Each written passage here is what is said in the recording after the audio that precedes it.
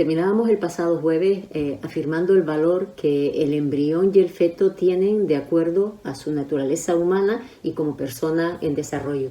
Decíamos entonces que no hay un acto sobrevenido por el que sobre el feto o sobre el embrión o sobre el recién nacido se posee una persona y a partir de ese momento sea persona, sino que por el contrario, ¿no? Ese embrión o ese feto que se está desarrollando en el útero de su madre es una persona en desarrollo. El cuerpo y el ser y la persona están íntimamente unidos, no es posible separarlos, ¿verdad? Es un todo indivisible, desde el principio, que va transformándose, desarrollándose y madurando en el tiempo. Hablamos de que hay un momento constitutivo, que es cuando aparece el cigoto, y después hay un proceso consecutivo de desarrollo y maduración hasta llegar finalmente pues a la muerte, ¿no?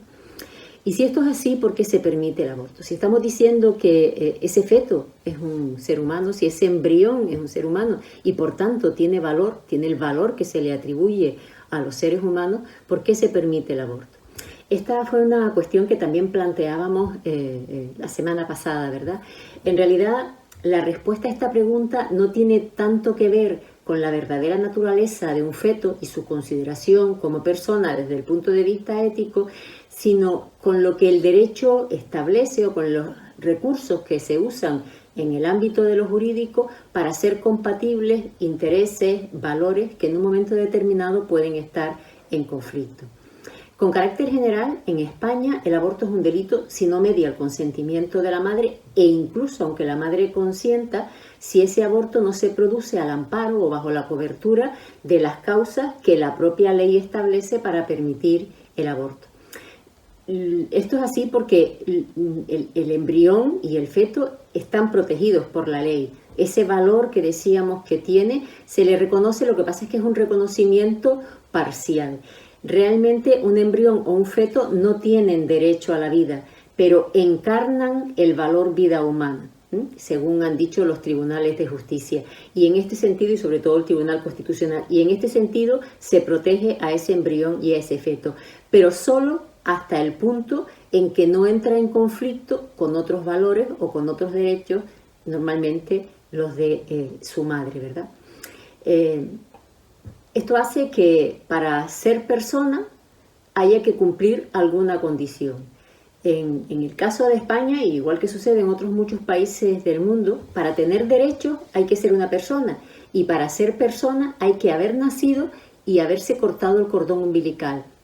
Se requiere que ese bebé que nace sobreviva al menos hasta el momento en que se corta el cordón umbilical. En ese momento es una persona. No es que sea persona a partir de que se corta el cordón umbilical, es persona desde el nacimiento, pero digamos que lo que hace que lo que permite comprobar el hecho de que sobreviva al momento en que se corta el cordón umbilical es que efectivamente lo que ha nacido es una persona. Ustedes dirán, qué complicado, ¿verdad? Pero ya sabemos que los juristas pues tienen este problema. O sea, realmente lo que hace el derecho es establecer un corte en el tiempo de manera convencional y decir, a partir de ese momento existe una persona, antes de ese momento no existe una persona. ¿Para qué? Para determinar si hay derecho, hay un titular de derecho o no lo hay. Y en ese caso, pues prevalecen los derechos de aquel que sí es ya persona. Y como decimos, en este caso es la madre.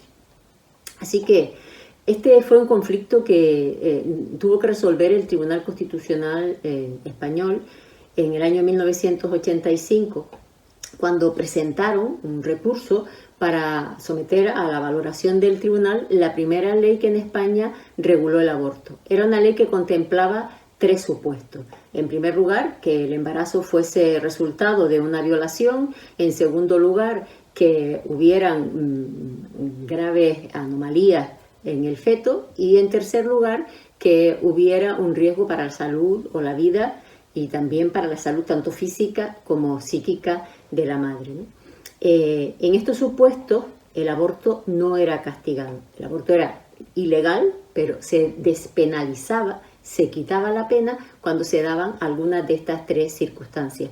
El Tribunal Constitucional lo que dijo es que lo que se producía en estas circunstancias era un conflicto de valores o de intereses, es decir, Frente a la necesidad de proteger la vida del feto, se oponen, por ejemplo, el honor de su madre o el reconocimiento por parte de los jueces de que la mujer no tiene obligación de continuar un embarazo que ha sido fruto de una violación, o bien que no existe la obligación por parte de la mujer de continuar con un embarazo cuando se sabe que hay malformaciones fetales que van a producir discapacidad en ese bebé que pueda llegar a nacer. O en última instancia, también reconoce el tribunal que hay un conflicto de valores o de intereses cuando hay un riesgo para la vida o la salud de la madre, y en ese caso es necesario preservar, o la mujer puede elegir si preservar su propia vida o la vida de su hijo. Tanto se trata de un problema para la salud física como de la salud psíquica de la madre. Dicho así, a pesar de que es una idea un poco compleja, aunque nosotros no compartamos el contenido de esa ley, de esa primera ley que había, sí que es verdad que somos capaces de apreciar que la situación que se le plantea a la mujer, que está en alguna de estas circunstancias, que ha sido violada y se ha quedado embarazada, que espera un hijo, que se sabe que va a tener algún tipo de malformación, o bien que su salud corre un riesgo grave como resultado de ese embarazo. Como digo, aunque no compartamos la norma, sí que es verdad que somos capaces de entender que es una situación de conflicto, que es una situación difícil a la que la mujer se enfrenta, ¿verdad? La realidad, sin embargo, de la aplicación de esta norma durante todo el tiempo de su vigencia es que los abortos por causa de violación eran el porcentaje era bajo, estaba muy por debajo del 1%.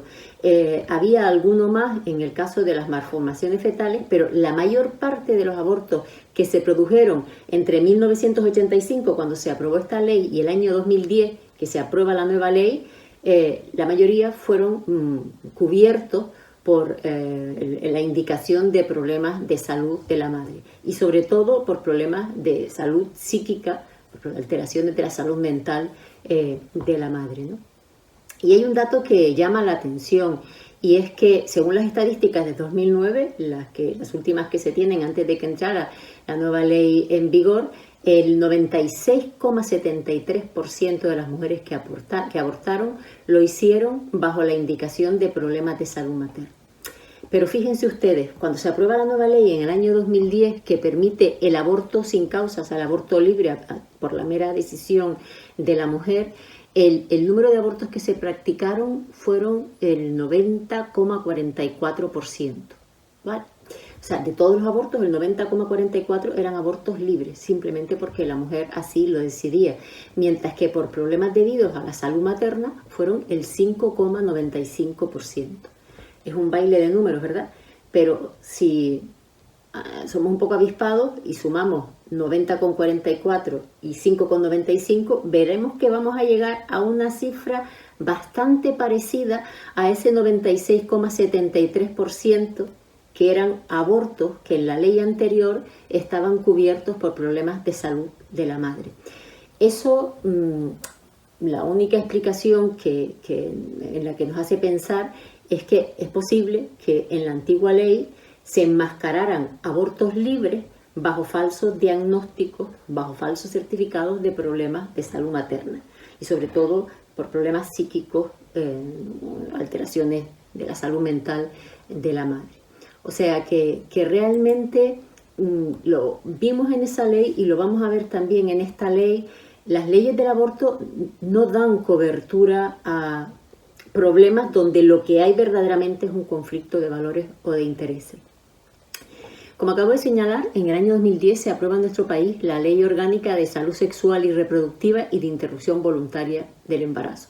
Vamos a abreviar y vamos a decir muchas veces, o vamos a llamarla muchas veces como Ley del Aborto, ¿no? Y en esta ley se establece el aborto como un derecho. Y aquí hay un cambio importante. Ya no es como antes, que para esos supuestos concretos se despenaliza, ¿no?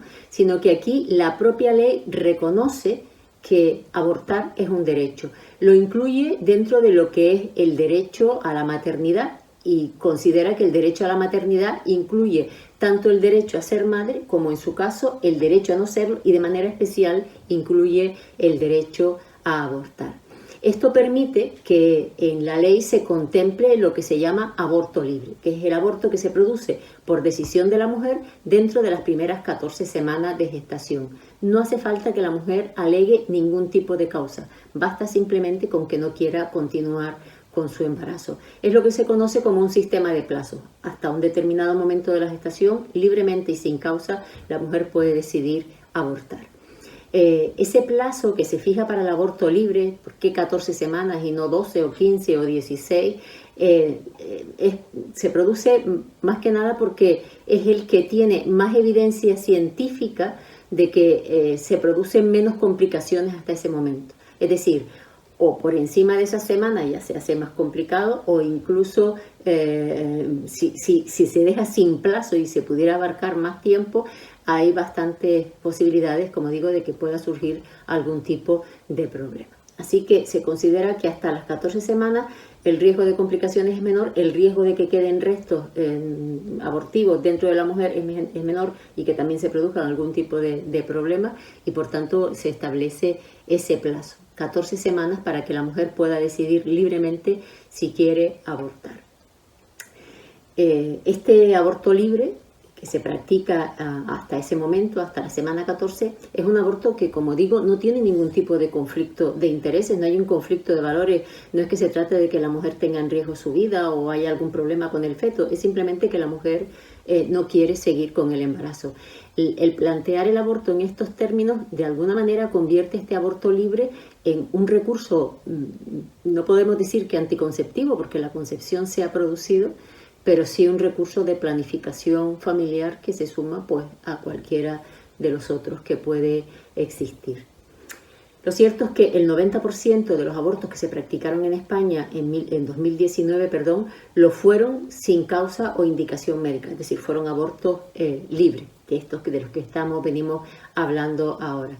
Si decíamos la semana pasada que el número total de abortos en 2019 fueron 97.398, eso significa que en ese mismo año 88.534 abortos lo fueron por decisión libre de la mujer, ¿de acuerdo? No había ningún problema de salud, y solo el resto se pueden atribuir a problemas de salud de la madre o a problemas de salud o malformaciones graves en el feto. Se apela así a la libertad de la mujer para escoger el aborto. Sin embargo, la realidad es que cuando se informa a la mujer que está considerando abortar, no hay ningún tipo de invitación a la reflexión ética sobre la decisión que está tomando. O sea que esa libertad es una libertad que está un tanto sesgada. Tanto es así que la ley establece la obligación de informar verbalmente de los procedimientos médicos que se pueden emplear para provocar el aborto. Pero sin embargo, la información relativa a las ayudas públicas que existen para mujeres embarazadas y para el cuidado y atención de los hijos, derechos laborales, etcétera, se proporciona en un sobre cerrado con información escrita, y solamente si la mujer lo solicita, esa información se le va a dar verbalmente. En otro caso se la lleva y si quiere la lee, y si no quiere no la tiene que leer. Pero claro, se puede entender que esto se haga de esta manera porque esa información, según dice la norma, literalmente se proporcionará a la mujer que opta por la interrupción del embarazo. Es decir, se informa sobre ayudas en caso de continuidad del embarazo a quien parece ya haber tomado una opción, aunque esa decisión no vaya a ser efectiva hasta que no se firma el consentimiento efectivamente. Lo que quiero decir con esto es que realmente no hay una invitación a la reflexión. Eso que se llama un derecho de libertad, y en este caso un derecho de libertad para abortar, es un derecho que tiene un enorme sesgo. Es cierto que pueden haber mujeres que simplemente digan, bueno, yo aborto y no es que tenga ningún problema, no es que sea muy joven, o no es que tenga problemas de trabajo, o no es que pase ninguna cosa, simplemente es que no quiero tener hijos, y me parece el aborto un medio tan válido pues como cualquier otro método anticonceptivo que pueda usar, ¿no? Pero lo cierto es que en la mayor parte de los casos son decisiones que no son fáciles, son decisiones que enfrentan a las mujeres a una crisis vital, sobre todo a las mujeres más jóvenes, ¿no? En el caso de la banda más joven de edad, las edades más tempranas, que además es donde más se dan los abortos de este tipo, lo normal es que tengan o estén muy relacionados con personas que todavía no están emancipados de sus padres, que están estudiando, en unas situaciones en las que tampoco hay un compromiso de pareja serio. A veces son relaciones pues esporádicas que dan como resultado esa gestación, ¿no? Y en esa situación el aborto aparece pues como una opción para resolver un problema con el que no se contaba, ¿no? Si no se da un espacio y una oportunidad para pensar, para considerar más opciones, para ver qué se puede hacer ante esa situación, realmente es muy difícil afirmar que exista libertad.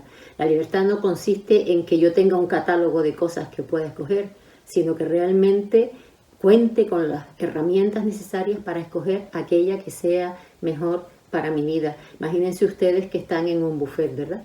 Y hay toda clase de comidas. Si yo sé que hay determinados alimentos que me pueden producir daño, la única manera que tengo para escoger bien es primero saber que eso me puede producir daño y después saber de qué están compuestos esos alimentos. Solamente cuando tengo todos los elementos voy a escoger libremente aquello que más me conviene y que corresponde más pues a mis valores, a mis deseos, a mi modo de entender la vida en definitiva, ¿verdad? Así que realmente no hay tal libertad en este tipo de situaciones. Es cierto que finalmente son las personas las que deben tomar sus propias decisiones, ¿no? Pero si no se genera, como digo, ese espacio para la reflexión que incluya todos los elementos que pueden influir en este proceso de toma de decisiones, la libertad es una ficción, no es real, es un brindis al sol realmente, ¿no? Si no se dan a conocer las alternativas o no se dice que el aborto puede tener consecuencias para la salud, se está hurtando una información esencial. Y esto es así hasta el punto que los propios tribunales lo han recogido. Hay una sentencia relativamente reciente, creo que tiene alrededor de un año, de la Audiencia Provincial de Oviedo, que condena a ACAI, que es una asociación de clínicas que están acreditadas para hacer abortos. Hay que decir que la mayor parte de los abortos libres que se practican en España se practican en clínicas privadas, no en centros públicos. Son centros que están concertados por los distintos servicios de salud. Pues en el caso de ACAI, de esta asociación de clínicas privadas, la audiencia de Oviedo, la Audiencia Provincial de Oviedo, los condenó por publicidad engañosa porque la información que daban en su página web afirmaba que el aborto no dejaba secuelas.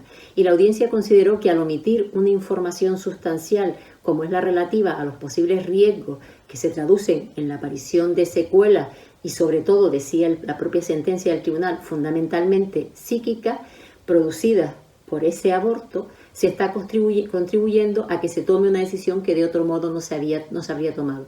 En otras palabras, cuando no hay información, la decisión que se toma, insisto, no es una decisión libre. Quizás si hubiéramos sabido otras cosas, habríamos tomado una decisión diferente. Y en este caso, la Audiencia Provincial de Oviedo condena precisamente porque cuando se quita, se priva, se hurta, se roba información, no se permite que se tome una decisión enteramente libre.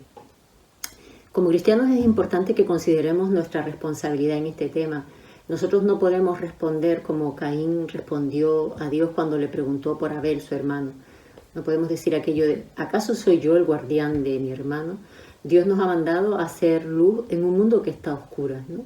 Y lo primero para alumbrar es no permanecer en silencio. Lo primero para alumbrar es dar esa información que a veces pues no se tiene, ¿no? A veces no se cuenta con ella o no se ha reflexionado o no se han propiciado espacios de debate donde no haya un pensamiento único y una voz única, sino se pueda escuchar una pluralidad de voces y una pluralidad de alternativas en relación a estas cuestiones, ¿no? No se trata tampoco ni de condenar ni de juzgar a las mujeres que toman esta decisión, sino de dar toda la información, de contar toda la verdad. Recordamos aquello de que la verdad es lo que nos hace libres, ¿verdad?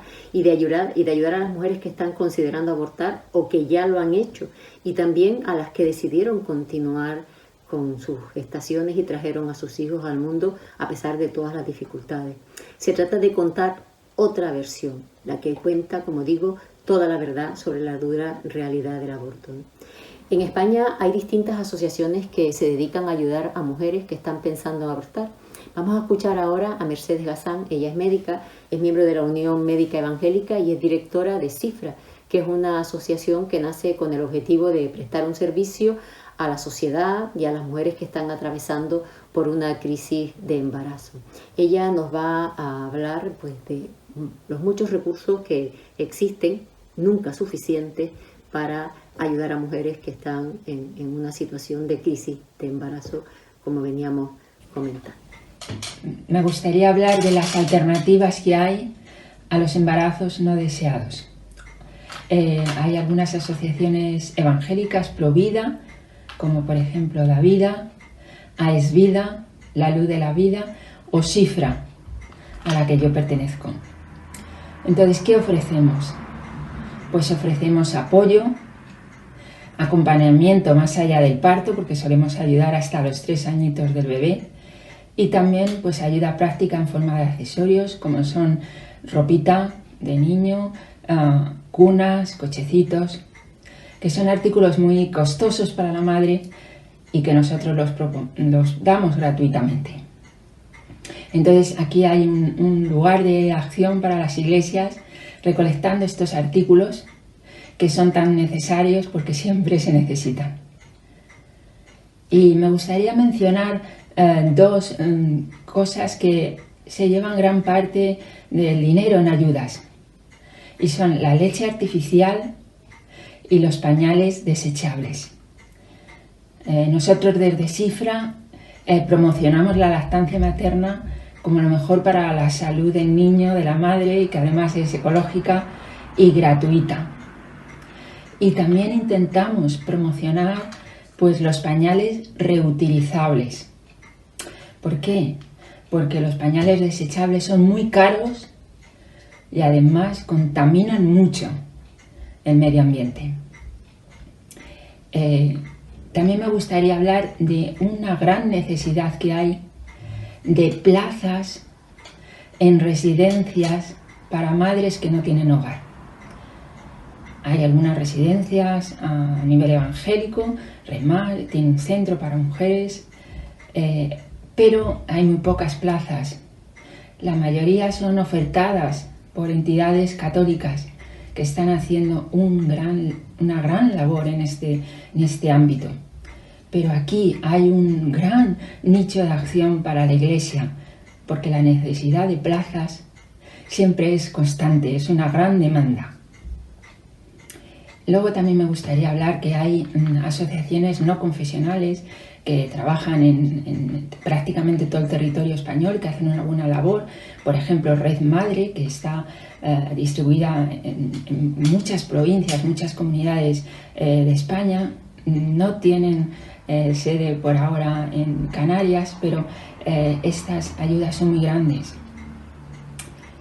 Y luego me gustaría hablar de otro grupo de ayudas que podríamos llamar oficiales. Serían las estatales, las autonómicas y las municipales.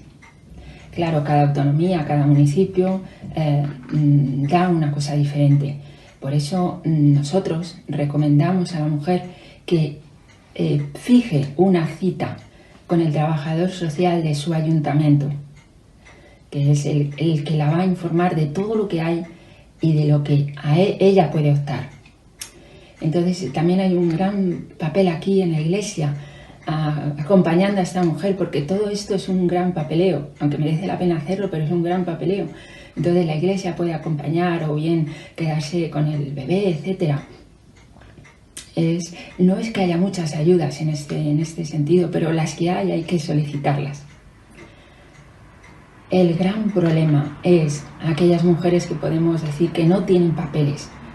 Al no tener la residencia, no tienen papeles, pues no pueden optar a ninguna de estas ayudas. Entonces aquí también el lugar que puede ocupar la Iglesia, cubriendo un hueco que no dan las instituciones.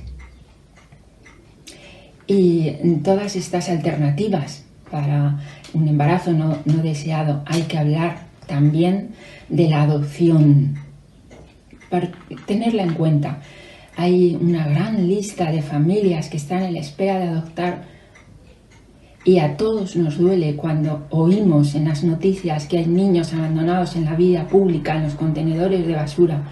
Esto es muy doloroso para todos y además puede tener repercusiones legales para la madre. Pero si una persona, una mujer, opta por dar el niño en adopción, el bebé en adopción, no va a tener ninguna repercusión legal para ella. Al contrario, se le va a ayudar. Entonces lo que ella tiene que hacer es informar, por ejemplo, cuando llegue al hospital, pues informa al trabajador social que quiere dar su hijo en adopción y ya empieza a correr todo el protocolo. Y para terminar, me gustaría comentar el gran papel que puede hacer la Iglesia en todo esto. ¿Por qué? Porque la Iglesia es una gran comunidad, una gran familia, quizá la familia que no tiene esta persona. Todos estamos invitados a ayudar de diferentes maneras, según nuestra disponibilidad, nuestro tiempo, nuestros dones. Pero todos estamos llamados a ayudar. Y esto marca la diferencia. Y una diferencia no solamente para el aquí y ahora, sino también, y lo que es más bonito, para la eternidad. Muchas gracias.